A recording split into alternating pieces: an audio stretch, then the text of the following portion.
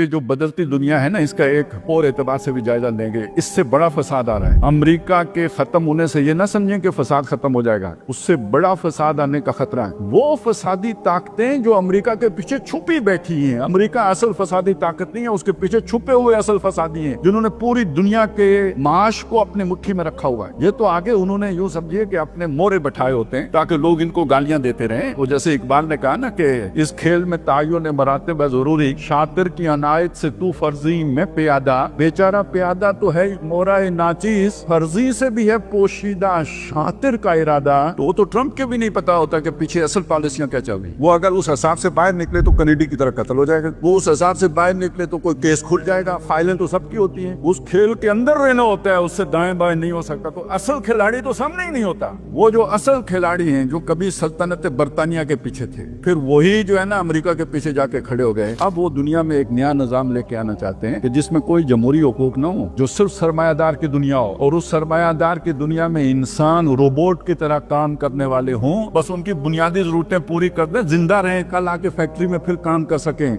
Nothing more than that. ये है जो वो लेके आना चाहते हैं, इंतहाई जबर का निजाम। ये तो इंसानों को भेड़ बकरियां बना के रख देंगे। और दो टेक्नोलॉजीज इस्तेमाल करके ये बहुत आसान है। एक ये है कि आज जो दुनिया में आर्टिफिशियल इंटेलिजेंस तरक्की कर गई है, और दूसरा जो डीएनए पे काम हुआ है, डीएनए इंजीनियरिंग का काम शुरू हो गया। हाइब्रिड इंसान बना दें जिसके जीन्स के अंदर जाके इंजीनियरिंग करके उसको अपनी मर्जी में डाल दें, और उसके अंदर फिर फीड वो कर दें आर्टिफिशियल इंटेलिजेंस वाला, वो पूरा सिस्टम लगा लें। जैसे जानवरों को सिधा लेते हैं, ये सिधाया हुआ इंसान होगा, ताकतवर होगा, पावरफुल होगा, एफिशिएंट होगा, कारगर होगा, लेकिन इसके अंदर बगावत का जरासीम नहीं होगा। नो कहने का इसके अंदर मादा खत्म कर दिया जाएगा। मुझे बताएं, अगर ये निजाम दुनिया में आ जाता है तो जो अल्लाह का मंसूबा है वो किधर जाएगा? इम्मा शाकिरम व इम्मा कफूरा। अल्लाह ने हमारे अंदर ये सारी आजादी क्यों रखी है? अपनी मर्जी से चाहो तो मेरे शुक्रगुजार बनो, चाहो नाफरमानी करो। तो ये तो अब दुनिया जिनके हाथों में जा रही है वो तो इंसान को नाफरमानी जोगा छोड़ेंगे नहीं, लेकिन अल्लाह की नाफरमानी की बात नहीं हो रही। वो अपनी नाफरमानी जोगा नहीं छोड़ेंगे, वो कहेंगे सिर्फ इताअत करो, ओबे